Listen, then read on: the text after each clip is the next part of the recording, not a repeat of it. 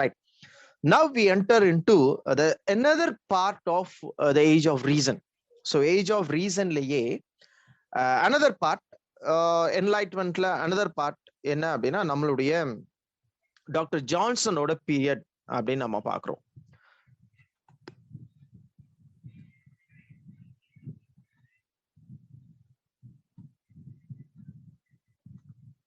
Yes.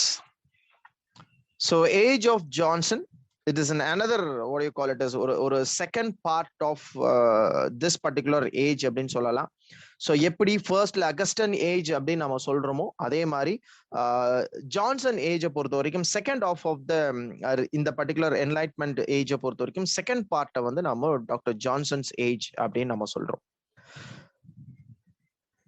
இத ஒரு transition age அப்படின்னு சொல்லலாம், இல்ல ஒரு ப்ரீ ரொமான்டிக் ஏஜ் அப்படின்னு சொல்லலாம். ஸோ ஏன் இதை ப்ரீ ரொமான்டிக், ஏன் டிரான்சிஷன் அப்படின்னா இட் இஸ் ஒரு டிரான்சிஷன் ரைட்டர்ஸ் அதிகமா உண்டு இதுல. Maybe what you call it as ஒரு டிரான்சிஷன் ரைட்டர்ஸ் அப்படின்னா உங்களுக்கு நான் ஏற்கனவே சொல்லியிருக்கேன், ஒரு பர்டிகுலர் பீரியட்ல அவங்கள பத்தி நம்ம படிச்சோம் அப்படின்னா அந்த ரைட்டிங்ஸ், அவங்களோட ரைட்டிங்ஸ் அந்த பர்டிகுலர் பீரியட்ல மட்டும் கிடையாது, ஈவன் அடுத்த பீரியடுக்கும் போகும் அப்படின்றது தான். ஸோ இதே மாதிரி தான் டிரான்சிஷன் ரைட்டர்ஸ் அதிகம். இந்த ரெஸ்டோரேஷன் அகஸ்டன்ல இருக்கிற ரைட்டர்ஸ் எல்லாமே ஜான்சனோட ஏஜ்லயும் அதிகமா கான்ட்ரிபியூட் பண்ணிருக்கிறாங்க. அண்ட் ப்ரீ ரொமான்டிக்கை பொறுத்த வரைக்கும் ரொமான்டிக் ஏஜுக்கு முன்னாடி ஏஜ். ஸோ அதனாலதான் அதை வந்து ப்ரீ ரொமான்டிக் அப்படின்னு நம்ம சொல்றோம். ஸோ ஏஜ் ஆஃப் ஜான்சன் அப்படின்றதோடைய ஒரு ஹிஸ்டாரிக்கல் பேக்ரவுண்ட் நம்ம ஆல்ரெடி என்லைட்மெண்டோட பீரியட்ல நம்ம பார்த்துட்டோம் இல்லைங்களா? ஸோ அந்த ஹான்பரா அந்த பர்டிகுலர் கிங்ஸோட ரூல்ஸ் இருக்கு. அந்த சர்டைன் ஹிஸ்டாரிக்கல் பேக்ரவுண்ட் என்ன நடக்குதுன்னு தான் டோட்டலா என்லைட்மெண்ட் அப்படின்றத நம்ம பார்த்தோம். அதுக்குள்ளதான் அகஸ்டன் ஏஜும் அதுக்குள்ளேயே தான் நமக்கு ஏஜ் ஆஃப் ஜான்சன் அப்படின்றதும் வருது. So straight away we enter into the life of Samuel ஜான்சனுங்க. ஸோ சாமுவல் ஜான்சனை பொறுத்த வரைக்கும் we should very much clear on certain aspects. என்ன அப்படின்னா ஒரு சில ரைட்டர்ஸ் மட்டும்தான் லிட்ரேச்சருக்கும் லாங்குவேஜுக்கும் கான்ட்ரிபியூட் பண்ணியிருக்கிறாங்க அப்படின்றது நமக்கு எல்லாத்துக்கும் தெரியும். ஸோ ஆல் த ரைட்டர்ஸ் மற்ற கம்பேர் பண்ணும்போது மோஸ்ட் ஆஃப் த ரைட்டர்ஸ் வந்து they contributed only to what you call it as literature, not to language. So லாங்குவேஜை பொறுத்த வரைக்கும் ஒரு ஃபியூ ரைட்டர்ஸ் கான்ட்ரிபியூட் பண்ணியிருக்காங்க. If you take Shakespeare or if you take Milton or if you take Keats, so இந்த மாதிரி certain writers மட்டும்தான் லாங்குவேஜுக்கு contribute பண்ணியிருக்கிறாங்க. அதே அந்த இதுல வர்றதுதான் யாரு அப்படின்னா நம்மளுடைய சாமுவல் ஜான்சன் அப்படின்னு சொல்லலாம். ஸோ சாமுவல் ஜான்சனை பொறுத்த வரைக்கும் he contributed to literature as writer of a prose, especially critical works நிறைய எழுதியிருக்கிறாரு அப்படின்றதையும் நம்ம பார்க்குறோம். லாங்குவேஜை பார்க்கும்போது நமக்கு வெரி கிளியர், நமக்கு தெரியும் ஒரு ஒரு லெக்சிகோகிராஃபர், ஒரு ரைட்டர் அப்படின்னு சொல்றதோட ஒரு லெக்சிகோகிராஃபர் அப்படின்னு சொல்லலாம். One who designs a dictionary. So that is a dictionary, ஒரு ஹிஸ்டரி ஆஃப் இங்கிலீஷ் லாங்குவேஜ்ல ஒரு சாமுவல் ஜான்சனோட நேம் அப்படின்றது பாத்தீங்கன்னா என்ன ஒரு பொசிஷன்ல இருக்கு அப்படின்றதும் நமக்கு நல்லாவே தெரியும். ஏன்னா பிகாஸ் ஒரு லாங்குவேஜ்க்கு ஒரு ஸ்டாண்டர்ட் ஃபார்ம் அப்படின்னு கொடுத்தது யாரு அப்படின்னா நம்மளுடைய சாமுவல் ஜான்சன் அப்படின்னு சொல்லலாம். ஒரு ஓல்டு இங்கிலீஷ் பீரியட்ல இருந்த அந்த word order, free word order அப்படின்றத மாடர்ன் இங்கிலீஷ்ல ஒரு ஃபிக்ஸ்டு வேர்ட் ஆர்டர் அப்படின்னு மாத்தினது யாரு அப்படின்னா அது சாமுவல் ஜான்சன் அப்படின்னு சொல்லலாம். ஸோ ஓல்டு இங்கிலீஷ்லோ மிடில் இங்கிலீஷ்லோ நமக்கு வந்து அந்த வேர்டோட அந்த ஃபிக்ஸ்டு வேர்ட் ஆர்டர் அப்படின்றது கிடையாது, ஃப்ரீ வேர்ட் ஆர்டர் தான் இருந்தது. அதனால நிறைய குழப்பங்கள் வந்தது. பிரிண்டிங் பிரஸ் பிரிண்ட் பண்றவங்க மத்தியில நிறைய குழப்பங்கள் வந்தது. ஃபார் எக்ஸாம்பிள் குட் அப்படின்றதுக்கான ஸ்பெல்லிங் என்ன, ஒரு பிரிண்டிங் பிளஸ்ல GOOD யூஸ் பண்ணுவான், இன்னொரு பிரிண்டிங் பிரஸ்ல GUDன்னு யூஸ் பண்ணுவான். ஸோ இந்த மாதிரி அந்த ஸ்பெல்லிங்க்கு ஒரு ப்ராப்பரான ஃபிக்ஸ்டான ஒரு ஸ்டாண்டர்டைஸ்டு வேர்ஷன் அப்படின்றது கிடையாது. ஸோ இதை தான் நம்ம வந்து free version or free word அப்படின்னு சொல்றோம். ஸோ இதுக்கெல்லாம் ஒரு ஃபுல் ஸ்டாப் வச்சது யாரு அப்படின்னா சாமுவல் ஜான்சன் அப்படின்னு சொல்லலாம். பிகாஸ் ஆஃப் ஹிஸ் டிக்ஷனரி, இவருடைய டிக்ஷனரி வந்ததுக்கு அப்புறம் தான் இங்கிலீஷ்ல இந்த ஃபிக்ஸ்டு வேர்ட் ஆர்டர் அப்படின்னு ஒண்ணு வந்தது. குட் அப்படின்னா இதுதான் குட்டோட ஸ்பெல்லிங், பாய் அப்படின்னா இதுதான் பாயோட ஸ்பெல்லிங். ஸோ எல்லா பிரிண்டிங் ப்ரெஸ்ஸும் இந்த ஸ்பெல்லிங் தான் ஃபாலோ பண்ணணும், எல்லா மேகசின்ஸ் எல்லா பேப்பர்ஸும் இந்த பர்டிகுலர் ஸ்பெல்லிங் தான் ஃபாலோ பண்ணணும்ன்ற அந்த ஸ்டாண்டர்டைஸ்டு ஃபார்ம் அப்படின்றது சாமுவல் ஜான்சன் டிக்ஷனரி வந்ததுக்கு அப்புறம் தான் அந்த ஸ்டாண்டர்டைஸ்டு ஃபார்ம் அப்படின்றது நமக்கு கிடைச்சது. ஸோ அதனால ஒரு இங்கிலீஷ் லாங்குவேஜ்லயே இங்கிலீஷை ப்ரொமோட் பண்ண ஏரியால இந்த பர்டிகுலர் ரைட்டர் சாமுவல் ஜான்சன் அப்படின்றது ஒரு மைல் ஸ்டோன் அப்படின்றத நம்ம மறக்கவே கூடாதுங்க. பட் இங்க நம்ம பார்க்க போறது அவருடைய literary journey, literary career, and especially இப்போ நம்ம பார்க்க போறது அவருடைய லைஃப் அப்படின்னு நம்ம சொல்லலாம். So he was born on 18th September 1709. So 18th செப்டம்பர்ல 1709 இவருடைய பர்த் அப்படின்றது ரெஜிஸ்டர் ஆயிருக்கு. His father is Michael Johnson and his mother is Sarah Ford. His father is a book sellerங்க. ஸோ ஒரு புக் செல்லர் அப்படின்றது தான் இவருடைய ஒரு தொழில் அப்படின்றத நம்ம பார்க்குறோம். இவருக்கு ஒரு யங்கர் பிரதர் ஒருத்தர் இருக்காரு. அவருடைய பேர் என்ன அப்படின்னா நத்தானல் அப்படின்றது தான் இவருடைய நேம். ஸோ ஜான்சன் வந்து ஒரு எல்டர் சன், அண்ட் நத்தானல் அப்படின்றது அவருடைய யங்கர் பிரதர் அப்படின்னு நம்ம சொல்லலாம். ஸோ ஸ்கூல்ஸை பொறுத்த வரைக்கும் he went to a grammar school in a place of his birthplace, Lichfield அப்படின்ற the birthplaceலயே ஒரு கிராமர் ஸ்கூலுக்கு போறாரு Johnson. At the age of 15 he went to Stockbridge அப்படின்ற ஒரு பர்டிகுலர் பிளேஸ்க்கு ஷிஃப்ட் ஆகுறாரு ஃபார் his education. ஸோ இனிஷியலா ஒரு கிராமர் ஸ்கூல்ல ஆரம்பிச்ச அவருடைய அந்த பர்டிகுலர் லேர்னிங் லேட்டர் இந்த ஏஜ் ஆஃப் 15ல அவர் வந்து ஸ்கூல் மாறி ஸ்டோக்பிரிட்ஜ் அப்படின்ற ஒரு பர்டிகுலர் பிளேஸ்க்கு அவர் என்ன பண்றாரு, போகிறாரு. ஒரு எபிலிட்டி உள்ள ஒரு பர்டிகுலர் பர்சன் சாமுவல் ஜான்சன் அப்படின்றத ஸ்கூல்லயே அவர் நிரூபிச்சிருக்காரு அப்படின்னு நம்ம பாக்குறோம். His abilities were a matter of pride for the school. See, அந்த ஸ்கூல்ல அவருடைய எபிலிட்டிஸ்னால அந்த ஸ்கூலுக்கே ஒரு பெருமை அப்படின்னு சொல்றாங்க. ஸோ அந்த அளவுக்கு ஒரு இன்புட் எஜுகேஷன்லயும் லேர்னிங்லயும் கத்துக்கிறதுலயும் பாத்தீங்கன்னா அந்த அளவுக்கு ஒரு இன்புட் இருக்கு ஸ்கூல்ல இருந்தே அப்படின்றத நம்ம இந்த இடத்துல நம்ம பாக்குறோம். ஒரு ஸ்கூலுக்கே ஒரு பெருமை தர விதமா அவருடைய எபிலிட்டிஸ் இருக்கு அப்படின்றதையும் நம்ம பாக்குறோம். He went to Oxford, so he was the best qualified for the university. See, ஒரு பெஸ்ட் எங்க போனாலும் ஒரு பெஸ்ட் ஸ்கூல்லயும் சரி ஒரு பெஸ்ட் நேம், ஒரு best student, as well as in college and யூனிவர்சிட்டிலையும் பாத்தீங்கன்னா அந்த பெஸ்ட் பெர்ஃபார்மர் அப்படின்ற அந்த பர்டிகுலர் திங். ஸோ இந்த ஏர்லியர் லைஃப்ல இருந்தே அந்த ஸ்கூல் எஜுகேட்டிவ் அந்த மெரிட்டோரியஸ் அப்படின்றது அவர் கூடவே வருது அப்படின்றதையும் நம்ம பார்க்கிறோம். ஸோ அதனாலதான் ஒரு ரீச் அவருக்கு கிடைக்குது இந்த ஹிஸ்டரி ஆஃப் இங்கிலீஷ் லாங்குவேஜ்லயும் சரி ஒரு லிட்ரேச்சர் ஃபீல்ட்லயும் சரி. ஸோ சாமுவல் ஜான்சன் அப்படின்னா நமக்கு எல்லாத்துக்கும் ஒரு தெரிஞ்ச ஒரு பர்டிகுலர் நேம் அப்படின்னு நம்ம சொல்லலாம். எந்த ஒரு டிஆர்பி கொஸ்டின்ஸும் இவருடைய பர்டிகுலர் ஒர்க்கோ லாங்குவேஜ் ஆஸ்பெக்ட்ஸ்லயோ ஏதோ ஒரு விஷயத்துல இவரை கண்டிப்பா யாரும் மறக்க மாட்டாங்க அப்படின்றதையும் நமக்கு தெரிஞ்ச ஒரு விஷயம். ஸ்கூல் அண்ட் யூனிவர்சிட்டியை பொறுத்த வரைக்கும் ஹி மெட் அ விடோங்க. ஒரு விடோ லேடிய பாக்குறாரு. ஸோ அவங்க நேம் பாத்தீங்கன்னா எலிசபெத் போர்ட்டர் அப்படின்றது அவங்க நேம். ஸோ அவங்களதான் இவர் லேட்டரா என்ன பண்ணிக்கிறாரு, மேரேஜ் பண்ணிக்கிறாரு இந்த இயர் 1735.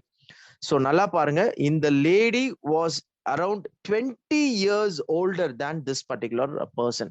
ஸோ டாக்டர் ஜான்சனோட 20 years பாத்தீங்கன்னா எல்டர் அப்படின்றத பாக்குறோம். ஸோ எல்டர் அப்படின்றது ஆல்ரெடி நம்ம ஷேக்ஸ்பியரோட லைஃப்ல நம்ம பார்த்திருக்கோம். ஸோ ஆன் ஹாத்தவே அவருடைய ஒய்ஃப், ஷேக்ஸ்பியரோட wife Anne Hathaway is nearly 8 years elder than Shakespeare.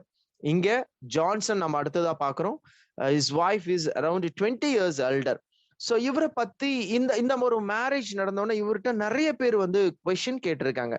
So why this kind of marriage? So ஏன் இந்த மாதிரியான ஒரு மேரேஜ், ஒரு 20 years டிஃபரன்ஸ், ஏன்னா ஏஜ் ஃபேக்டர் அப்படின்னும் போது ஏன் இவ்வளோ பெரிய ஒரு கேப் அப்படின்னு நிறைய பேர் ஒரு கேள்வி கேட்டிருக்காங்க. பட் இவருக்கான ஒரு பதில் என்ன அப்படின்னா, ஸோ இவருக்கான பதில் என்ன அப்படின்னா he said to all the critical views and இந்த மாதிரி ஒரு கொஸ்டின் கேட்கிறவங்க எல்லாத்திட்டையுமே அவர் சொல்ற ஒரே ஆன்சர் என்ன அப்படின்னா, so we love each other. இதுதான் ஒரே ஒரு பதில். ஸோ நாங்க ரெண்டு பேரும் லவ் பண்ணோம், ஒருத்தர் நாங்க லவ் பண்ணி நாங்க மேரேஜ் பண்ணிக்கிட்டோம் இப்படின்ற ஒரே ஒரு ஆன்சர் தான் அவர்கிட்ட இருந்து வருது. Even anybody raises the question about the age factor.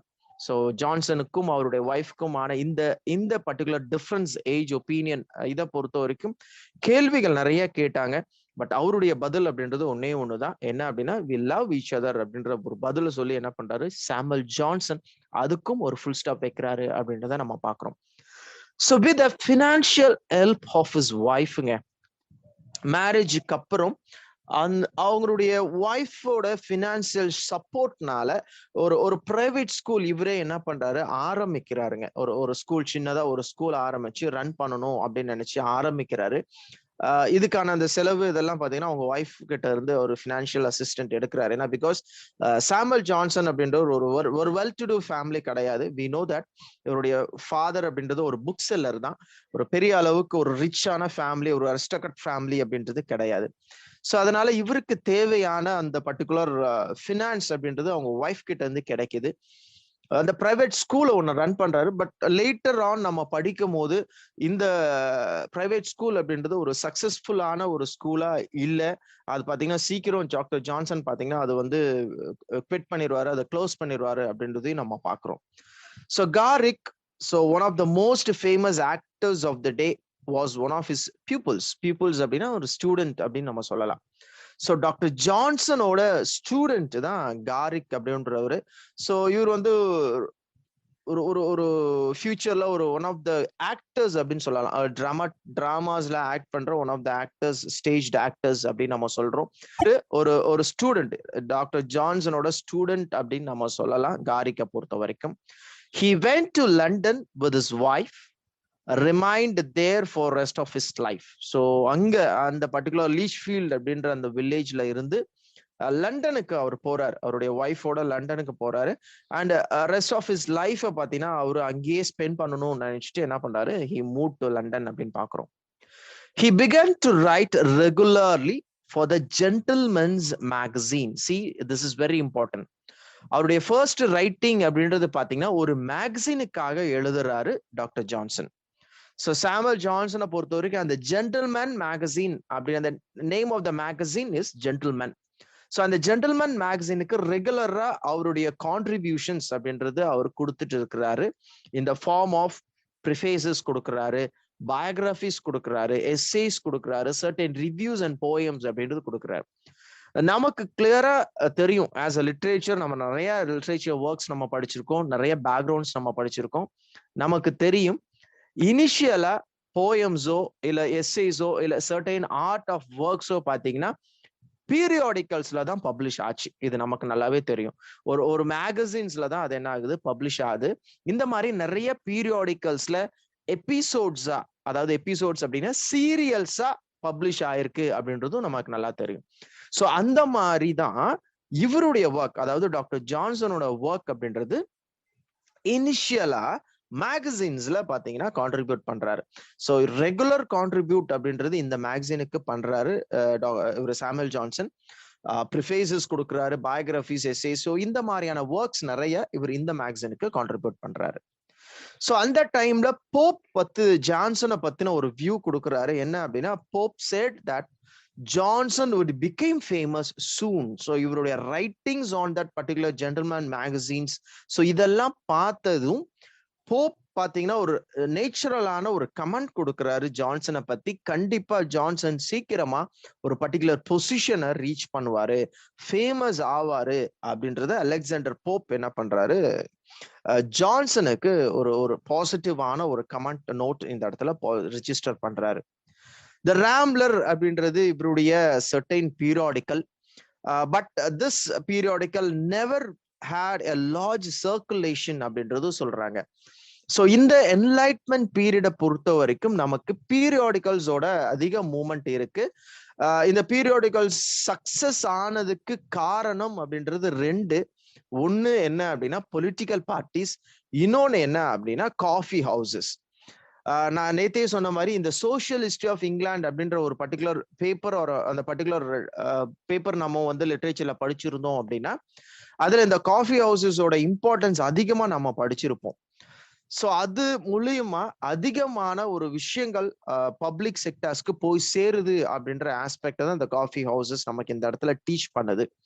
சிமிலர்வே இந்த பீரியாடிக்கல்ஸோட சர்க்குலேஷன் அப்படின்றதும் அது ரிலேட்டடா தான். ஸோ இந்த பர்டிகுலர் பீரியட்ல பீரியாடிக்கல்ஸ் அப்படின்றது அதிகம். அடிசனோடது, அடிசன் அண்ட் ஸ்டீலோடது, ஷிஃப்டோடது, as well as டாக்டர் ஜான்சனோடது. ஸோ இந்த மாதிரி அதிகமான பீரியாடிகல்ஸ். பட் இவரை பொறுத்த வரைக்கும் டாக்டர் ஜான்சனோட ராம்ப்ளர் அப்படின்ற பீரியாடிக்கலை பொறுத்த வரைக்கும் அந்த அளவுக்கு சக்சஸ் ஆன ஒரு லார்ஜ் சர்க்குலேஷன் கிடையாது அப்படின்றது இந்த இடத்துல நம்ம பார்க்கிறோம். Boswell wrote his biography. So இது வந்து ஒரு இம்பார்ட்டன்டான ஒரு விஷயம் நம்ம தெரிஞ்சுக்கணும். So Boswell another contemporary writer, இவருடைய பயோகிராஃபியை எழுதுறாரு. யாருடைய பயோகிராஃபி அப்படின்னா ஜான்சனோட பயோகிராஃபியை எழுதுறாரு அப்படின்றதையும் நம்ம பார்க்கிறோம். So in April 1755, so 3 years after the death of his wife, அப்போ ஆல்மோஸ்ட் பார்த்தீங்கன்னா 52ல அவங்க ஒய்ஃப் இறந்துடுறாங்க. ஸோ 1752ல அவங்க ஒய்ஃப் இறந்துடுறாங்க. இறந்துட்டு 3 இயர்ஸ்க்கு அப்புறம் பார்த்தீங்கன்னா இந்த கிரேட் டிக்ஷனரி அப்படின்றது ஒரு அப்பியரன்ஸ்க்கு வருது, இந்த வேர்ல்டோட சைட்டுக்கு வருது. So the mere labour of collecting and arranging the materials of such a work was enormous. ஒரு டிக்ஷனரி எழுதுறது அப்படின்றது it is not an easy part, it is not an easy role. So எவ்வளோ ஹார்ட் ஒர்க் யூஸ் பண்ணணும், எவ்வளோ laborious work அதுல இருக்கு அப்படின்றது நமக்கு திங்க் பண்ணி பார்த்தோம் அப்படின்னாவே நம்ம எல்லாத்துக்கும் தெரியும். பிகாஸ் ஒரு கம்ப்ளீட் டிக்ஷனரி, ஒரு இனிஷியலான கம்ப்ளீட் டிக்ஷனரியை திஸ் பர்டிகுலர் பர்சன் அலோன், அதாவது சாமுவல் ஜான்சன் மட்டுமே தனியா ஒரு ஃபார்முக்கு கொண்டு வந்திருக்காரு அப்படின்னா அதுக்கான அதுக்கு பின்னாடி எவ்வளோ ஹார்ட் ஒர்க் இருக்கும் அப்படின்றத நம்மளால புரிஞ்சுக்க முடியும். So the degree of MA was offered conferred on him by the University of Oxford. அந்த டிக்ஷனரியோட ரைட்டிங்ஸ், அதோடைய லேபர்ஸ் அண்ட் அதோடைய கலெக்டிங் அந்த திங்ஸ் இதெல்லாம் பார்த்த பிறகு அவருக்கான அவார்டு அப்படின்றது கிடைக்குது. என்ன அவார்டு அப்படின்னா போஸ்ட் கிராஜுவேஷன் அப்படின்றது அவார்ட் அவருக்கு கிடைக்குது. ஸோ நம்ம போஸ்ட் கிராஜுவேஷன் அப்படின்னா நாம போஸ்ட் கிராஜுவேஷனோட நாம என்ன பண்ணிட்டு இருந்தோம் அப்படின்றது நமக்கு நல்லாவே தெரியும் இல்லைங்களா? ஸோ ஓரளவுக்கு யூஜி ஆர் அண்டர் கிராஜுவேஷன் முடிச்சிருந்தா அப்பதான் யூஜி அண்டர் கிராஜுவேட் முடிக்கும் போதுதான் நமக்கு லிட்ரேச்சர்னா என்னன்னு ஓரளவு தெரிஞ்சிருக்கும். ஏன்னா சேரும் போது லிட்ரேச்சர்னா என்ன நமக்கு தெரிஞ்சிருக்காது, இன்ட்ரெஸ்ட் இருந்திருக்காது. போஸ்ட் கிராஜுவேஷன் பண்ணும் போதுதான் லிட்ரேச்சர் அப்படின்னா என்னன்னே தெரிஞ்சிருக்கும் ஓரளவுக்கு நமக்கு. ஸோ ஆல்மோஸ்ட் அந்த பீரியட்ல இவர் சாமுவல் ஜான்சனை பொறுத்த வரைக்கும் பாருங்க ஒரு பர்டிகுலர் பொசிஷனை பார்த்தீங்கன்னா ஹி ரீச்ட் அப்படின்னு நம்ம சொல்லலாம். ஒரு டிக்ஷனரி கலெக்ஷனுக்கு, ஒரு டிக்ஷனரி எழுதுறதுக்கான அந்த மெட்டீரியல் கலெக்ஷன், சோர்ஸ் கலெக்ஷன்ல அவர் ஈடுபாடு ஆரம்பிச்சுட்டாரு அப்படின்றதையும் நம்ம பார்க்கிறோம். In 1783, so Johnson had a paralytic stroke-ங்க, ஒரு ஸ்ட்ரோக் மாதிரி அவருக்கு வந்தது. He lost his power of speech. அதுல பாத்தீங்கன்னா அவரால் பேச முடியாது, பேசுற அந்த பர்டிகுலர் எபிலிட்டி அவர்கிட்ட இருந்து போயிடுச்சு அப்படின்னு நம்ம சொல்லலாம். பட் ஃபியூ டேஸ்ல he was recovered அப்படின்னு சொல்றாங்க. That is after 1783. So his end is death அப்படின்றது எப்போ ரிஜிஸ்டர் ஆயிருக்கு அப்படின்னா 13th December 1784 registered, and he was buried in Poets Corner. So the Poets Corner ஆன வெஸ்ட்மின்ஸ்டர் ஆபேல he was buried அப்படின்றதையும் நம்ம பார்க்கிறோம். ஸோ சாமுவல் ஜான்சனை பொறுத்த வரைக்கும் இவருடைய லைஃப் அப்படின்றது ஒரு சக்சஸ்ஃபுல்லான ஒரு லைஃப் அப்படின்னா ஃபினான்ஷியலா நிறைய இடத்துல இவருக்கு சப்போர்ட் அப்படின்றது தேவைப்பட்டிருக்கு, நிறைய இடத்துல தேவைப்பட்டிருக்கு. ஃபினான்ஷியலா ஹி இஸ் நாட் ஹெல்தி அப்படின்றத நம்ம வெரி கிளியரா நம்ம புரிஞ்சுக்கலாம். ஃபினான்ஷியல் ஆஸ்பெக்டுக்காக நிறைய இடத்துல இவர் இந்த ஒர்க் அப்படின்றது எழுதியிருக்காரு. இன்னும் சொல்ல போனோம் அப்படின்னா இவர் எழுதின டிக்ஷனரி கூட பாத்தீங்க அப்படின்னா ஒரு ஃபினான்சியல் சப்போர்ட் வாங்கிக்கிட்டு எழுதின ஒரு ஒர்க் தான். இவரை ரெக்வஸ்ட் பண்ணாங்கன்றதுக்காக ஃபினான்ஷியலா தான் அதை ஹெல்ப்பை இவர் பண்ணாரு. I mean help in the sense அந்த ஒர்க் அவர் பண்ணாரு அப்படின்றதும் நம்ம பாக்குறோம். So financially he has contributed, ஃபினான்ஸ்க்காக ஹி கான்ட்ரிபியூட்டட் சர்டன் திங்ஸ் அப்படின்றதையும் சாமுவல் ஜான்சனை பத்தி நாம தெரிஞ்சுக்கணும். The person who is a complete person who in a literature as well as in a part of language அப்படின்றதையும் நம்ம பார்க்கிறோம். ஸோ லிட்ரேச்சருக்கு எந்த அளவுக்கு ஒரு critical essays or critical views contribute பண்ணிருக்கிறாரு, as much of prefaces and biographies. So biographies அப்படின்னும் போது எவ்வளோ அதிகமான ஒரு biographies இவரால் கொடுக்க முடியுமோ அவ்வளோ அதிகமான ஒரு biographies கொடுத்த ஒரு பர்டிகுலர் பர்சன் யாரு அப்படின்னா சாமுவேல் ஜான்சன் அப்படின்னு. ஸோ அந்த biographiesலாம் அதை நம்ம உள்ள பார்க்க போறோம். ஒரு biographies கொடுத்தது யாரு அப்படின்னா சாமுவேல் ஜான்சன் அப்படின்றத பார்க்குறோம். இந்த பர்டிகுலர் பர்சன் இவ்வளோ பேத்துக்கு biographies கொடுத்தவருடைய biography-ய போஸ்வெல் அப்படின்ற ஒரு ரைட்டர் என்ன பண்றாரு, எழுதுறாரு அப்படின்றதும் ஒரு பெருமைக்குரிய ஒரு விஷயம் அப்படின்றதையும் நம்ம பார்க்கிறோம். So this is about the life of Samuel ஜான்சன்ங்க. So now we enter into his contributions. So இவருடைய கான்ட்ரிபியூஷன் லிட்ரேச்சருக்கும் இவருடைய கான்ட்ரிபியூஷன் லாங்குவேஜ்க்கும் என்ன அப்படின்றத நாம இங்க பார்க்க போறோம். He translated an account of Abyssinia by a Portuguese Jesuit form its French version. So இது வந்து ஒரு French version. இதை டிரான்ஸ்லேட் பண்றாரு, இனிஷியலா இதை டிரான்ஸ்லேட் பண்றாரு.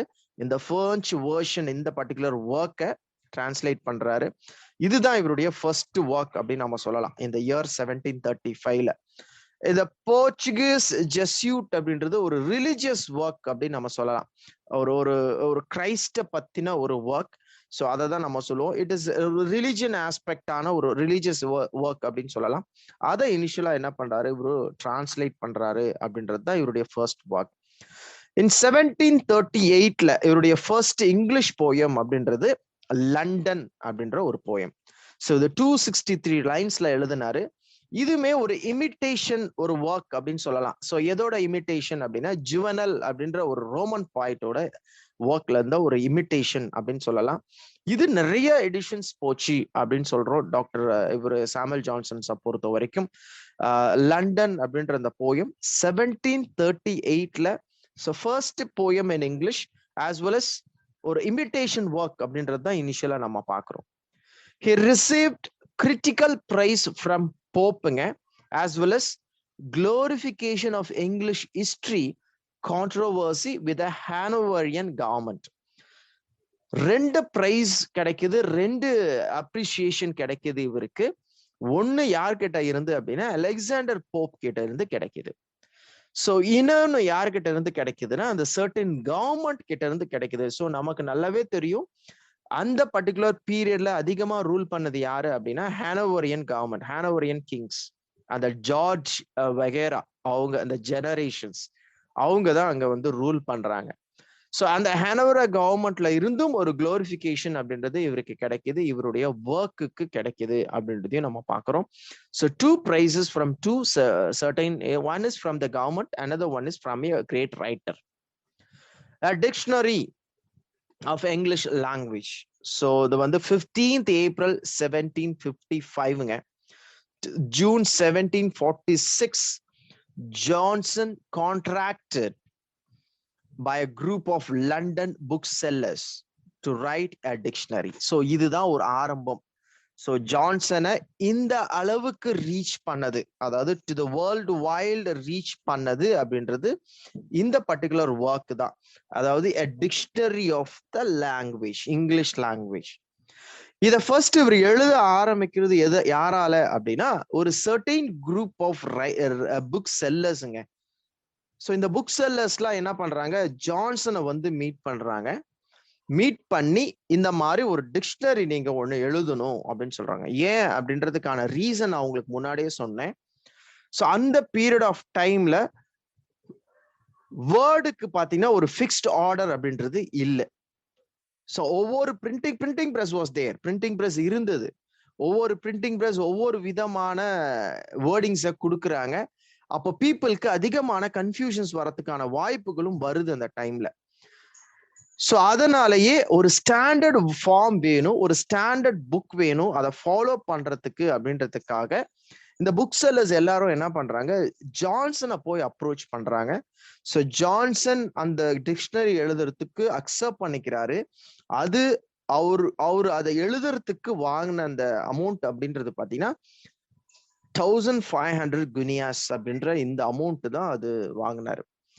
நல்லா புரிஞ்சுக்கோங்க, இந்த 1500 குனியாஸ் அப்படின்றது டிக்ஷனரி கம்போஸ் பண்றதுக்கு, கம்ப்ளீட் டிக்ஷனரி கம்போஸ் பண்றதுக்கு வாங்கின ஒரு ருபி அப்படின்னு வச்சுக்கோங்களேன். நம்ம இதுல சொல்லணும் அப்படின்னா ஒரு அமௌண்ட். இதுதான் 1500 guineas. பட் ஒரு டிக்ஷனரி ஆஃப்டர் டிக்ஷனரி கம்போஸ் பண்ண பிறகு ஒரு டிக்ஷனரியோட காஸ்ட் அப்படின்றது பாத்தீங்கன்னா 1500 guineasக்கும் அதிகமா இருந்தது அப்படின்றதையும் நம்ம பாக்குறோம்.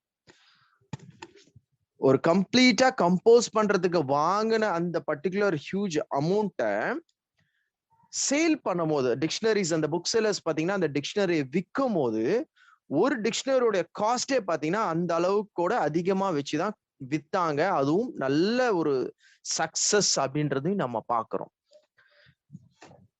சோ இந்த டிக்ஷனரி 1747ல ஒரு ஒரு ஒரு பிளான் அவர் கொடுக்கிறார். ஒரு ஒரு பிளான் இந்த சென்ஸ் எப்படி இந்த டிக்ஷனரி எழுதணும் அப்படின்ற ஒரு பிளான். ஏன்னா பிகாஸ் நம்ம 1746ல தான் பாத்தீங்கன்னா ஒரு ஒரு குரூப் ஆஃப் புக் செல்லர்ஸ் வந்து அவரை அப்போ பாருங்க எவ்வளவு இயர்ஸ் அப்படின்றது பாருங்க. 1746ல வந்து அவங்க அக்செப்ட் பண்ணிக்கிறாரு டிக்ஷனரி எழுதுறேன் அப்படின்ட்டு.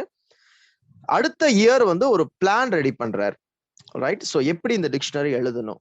So he wrote a plan, intentions and methodology, everything else. So what are the things to be included in the dictionary? The dictionary என்னென்ன இன்க்ளூட் பண்ணணும், இந்த மாதிரியான ஒரு பிளான் ரெடி பண்றாரு. ஸோ பிளான் ரெடி பண்ணிட்டு அந்த டிக்ஷனரியை கம்ப்ளீட் பண்றதுக்கு ஆல்மோஸ்ட் டேக்ஸ் அரௌண்ட் 7 years அப்படின்னு சொல்றாங்க. So single handedly several revised editions. So நிறைய ரிவைஸ்ட் எடிஷன்ஸ் அதுக்கப்புறம் வர ஆரம்பிச்சது. ஸோ ஒரு 7 yearsக்கான ஹார்ட் ஒர்க் அப்படின்றது அந்த டிக்ஷனரியோட சக்சஸ்க்கு ஒரு பெரிய ஒரு காரணம் அப்படின்னு நம்ம பார்க்கிறோம். The dictionary was very large and very expensive at that time. So அந்த ஃபர்ஸ்ட் டாக்டர் ஜான்சனோட டிக்ஷனரி அப்படின்றது ஃபர்ஸ்ட் டிக்ஷனரி, லாங்குவேஜ்க்கே ஒரு ஃபர்ஸ்ட் டிக்ஷனரி. பாருங்க 18 inches டால் இருந்தது, 20 inches வைட்ல இருந்தது அப்படின்னு சொல்றாங்க. அந்த டிக்ஷனரியோட சைஸ் 18 inches ஹைட், அந்த டால் பாத்தீங்கன்னா 18 inches height as well as 20 inches wide இருந்தது. Finest quality paper cost around 1600 pounds. See, அந்த பேப்பரோட காஸ்ட் மட்டுமே பாத்தீங்கன்னா 1600 pounds அப்படின்னு சொல்றாங்க. அவ்வளோ ஃபைனஸ்ட் குவாலிட்டியான பேப்பர்ஸ் டாக்டர் ஜான்சனோட அந்த டிக்ஷனரியில யூஸ் பண்ணாங்க அப்படின்னு சொல்றாங்க. So more then just a set of definitions, a rich mine of quotations, references.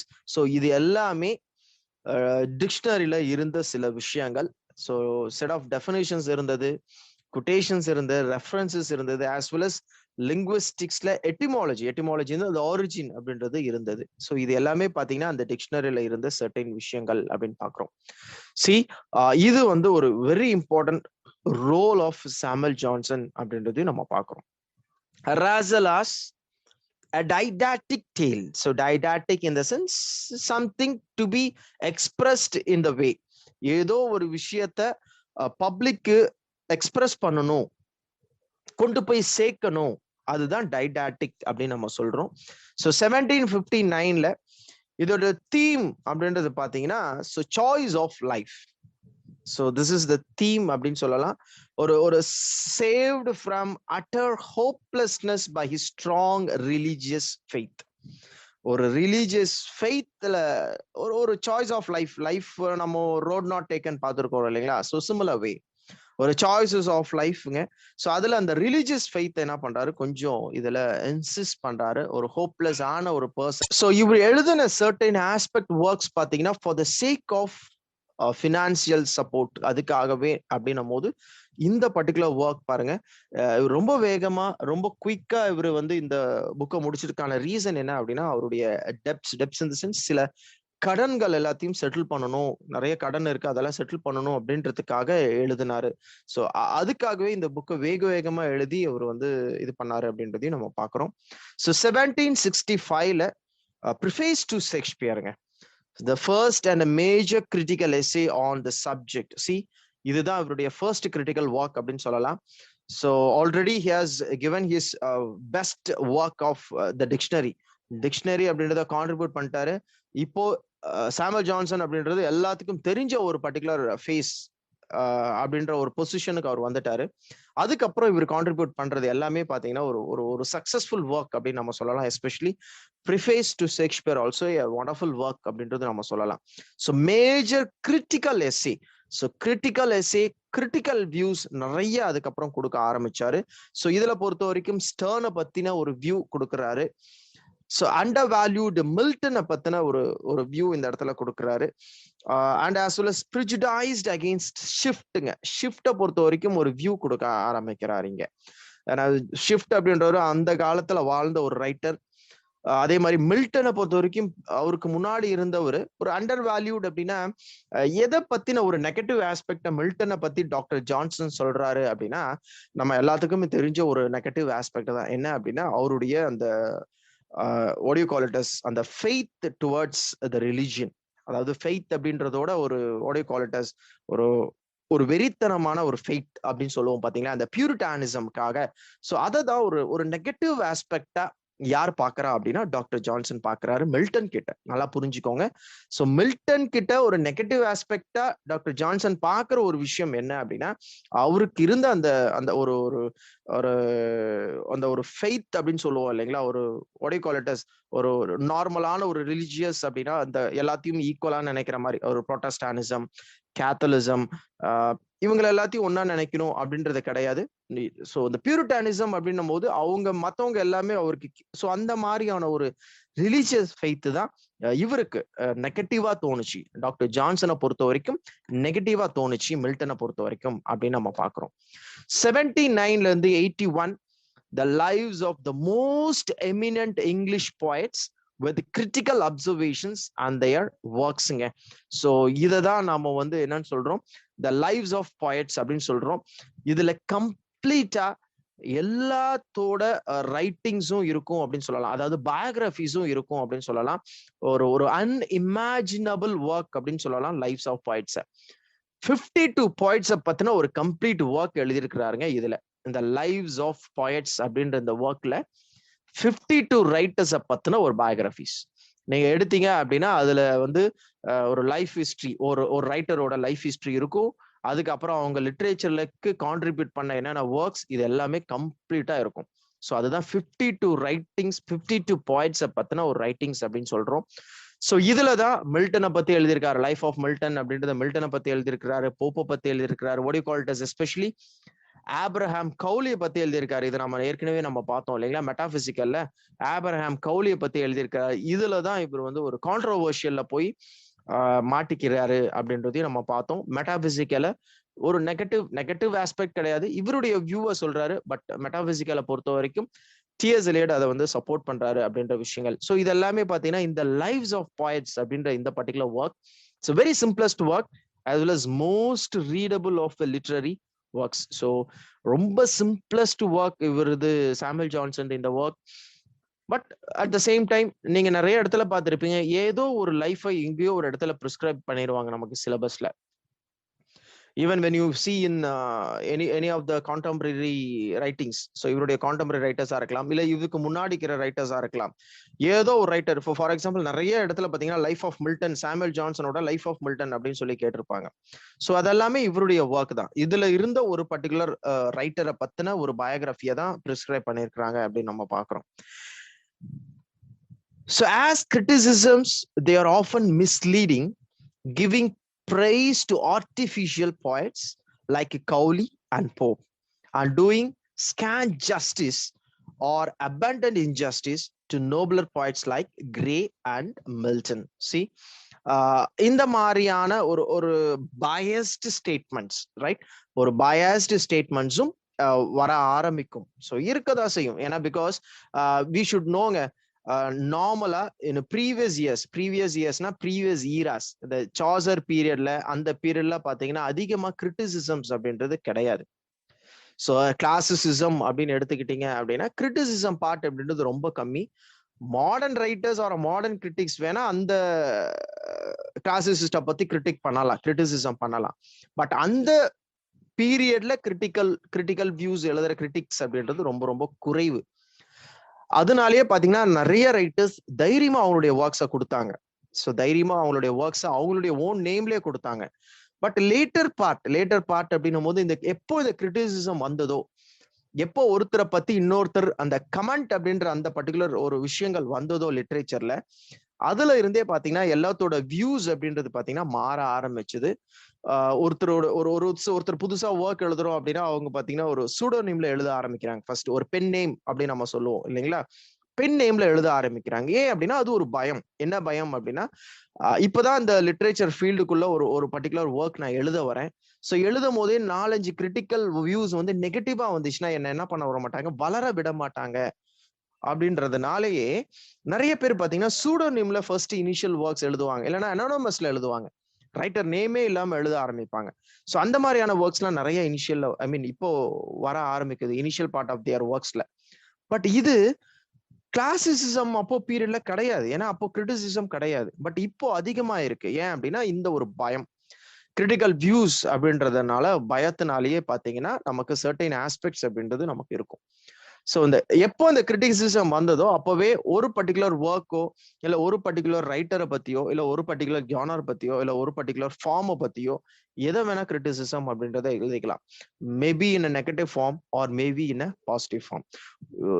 ஒருத்தருடைய வியூ அப்படின்றது இன்னொருத்தருக்கு ஒத்து போகும் அப்படின்றது நம்மளால சொல்ல முடியாது. ஒருத்தருக்கு பிடிச்ச ஒரு விஷயம் இன்னொருத்தருக்கு பிடிக்கும் அப்படின்றது சொல்ல முடியாது. அப்ப கிரிட்டிக்கல் வியூஸ் அப்படின்றது ஒவ்வொருத்தரோட ஒப்பீனியன்ஸ், இட் டிபெண்ட்ஸ். ஸோ அவங்களுடைய பெர்செப்ஷன்ஸ் ஓரியன்டா கொடுக்கறது. ஸோ டிஎஸ் எலியட் ஒரு மாதிரி பார்ப்பாரு, சாமுவல் ஜான்சன் ஒரு மாதிரி பார்ப்பாரு. ஸோ அந்த மாதிரியான விஷயங்கள் தான். ஸோ இதுல கூட லைவ்ஸ் ஆஃப் போயட்ஸ்ல கூட சர்டன் பயஸ்ட் ஏரியாஸ் அப்படின்ற மாதிரியும் சர்டன் கிரிட்டிக்கல்ஸ் இருக்கு. சர்டன் ரைட்டர்ஸை பார்த்தீங்கன்னா பாசிட்டிவ் ஆஸ்பெக்ட்ஸ்ல சாமுவல் ஜான்சன் ஹஸ் கிவன் அப்படின்றதும், சர்டன் ரைட்டர்ஸை பொறுத்த வரைக்கும் அன்பிளசன்டான விஷயங்கள் சொல்லியிருக்கிறாரு அப்படின்ற ஆஸ்பெக்ட்லயும் இருக்கு. இதை நாம அக்செப்ட் பண்றோமோ இல்லையோ, பட் கிரிட்டிக்கல் ஒர்க் அப்படின்னு வந்தோம்னா நாம இதை வந்து நாம தெரிஞ்சுக்கிட்டு தான் ஆகணும் அப்படின்றது தாங்க. சர்டைன் சர்டைன் கிரிட்டிக்கல் ரைட்டிங்ஸை பொறுத்த வரைக்கும் இவருடைய கான்ட்ரிபியூஷன்ஸ் அப்படின்றது ரொம்ப ஃபெமிலியரான ஒன் அப்படின்னு சொல்லலாம். Especially biographies. So biographies like what we call it as the lives of poets அப்படின்ற அந்த பர்டிகுலர் ஒர்க்ல 52 போய்ட்ஸை பத்தின ஒரு கம்ப்ளீட் பயோகிராஃபிஸ். ஸோ அதுல எல்லாத்தையும் இன்க்ளூட் பண்ணியிருக்காரு. மோஸ்ட் ஆஃப் த ரைட்டர்ஸை இன்க்ளூட் பண்ணி எழுதியிருக்கிறாரு. அதுல இவருடைய வியூஸை கொடுக்குறாரு. சாமுவல் ஜான்சனோட வியூஸை, அதுல ஒவ்வொருத்தருடைய வியூஸை பத்தியும் அதுல கொடுக்குறாரு. அதுல கொடுத்ததுதான் மில்டனை பத்தின ஒரு வியூவும் கௌலியை பத்தின ஒரு சர்டன் வியூ, இதெல்லாம் பாத்தீங்கன்னா அதுல கொடுக்கறது தான் அப்படின்னு நம்ம பாக்குறோம். ஸோ ஜான்சனோட கான்ட்ரிபியூஷன்ஸ் அப்படின்றது கிரிட்டிக்கல் எஸ்ஸேஸ் அப்படின்றதுல நம்மளுடைய அதிகமான ஒரு பார்வை அப்படின்றது இருக்கணும். அட் த சேம் டைம் அவருடைய கான்ட்ரிபியூஷன்ஸ் எதுல ரீச்